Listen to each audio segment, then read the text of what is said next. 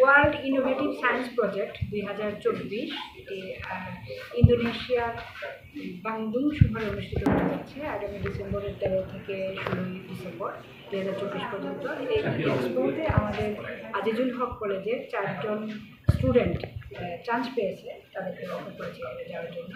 তো তারা এই বিদেশ যাত্রায় তাদের যে খরচ হয়েছে সেই খরচের জন্য আমার এখানে এসেছিল যে তাদের আসলে এখানে ছাত্রছাত্রী হিসেবে 5.5 লক্ষ টাকা অ্যারেঞ্জ করা আসলে টাফ।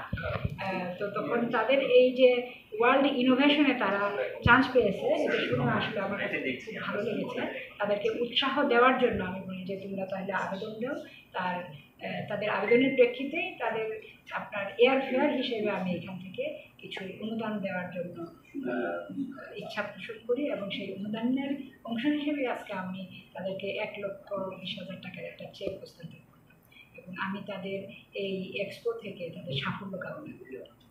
আজিজুল কলেজের 4 জন শিক্ষার্থী ইন্দোনেশিয়ায় অনুষ্ঠিত হতে যাওয়া 5th world innovative science project অলিম্পিয়াডে আমাদের অ্যাপ্লিকেশনটাকে সাবমিট করেছিলাম আমাদের রিসার্চ পেপার আকারে। আমাদের প্রজেক্টের নাম হচ্ছে কৃষি বার্তা, যার মূল প্রতিপাদ্য বিষয় ছিল যে কৃষকের জন্য প্রয়োজনীয় সকল বার্তা। আমরা আমাদের ড্রোন, রোভার এবং অপটিমাইজড সফটওয়্যারের মাধ্যমে একজন কৃষকের যাবতীয় যে সকল সমস্যাগুলো সে সমাধান করতে চায় সেগুলোকে আমরা সমাধান করার উদ্যোগটা নিয়েছি।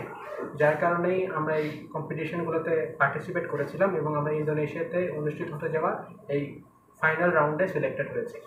আমরা এই রাউন্ডটাতে আমাদের নিজেদের অংশগ্রহণ নিশ্চিত করার জন্য আমাদের কলেজের অধ্যক্ষ মহোদয়ের কাছে আবেদন করি।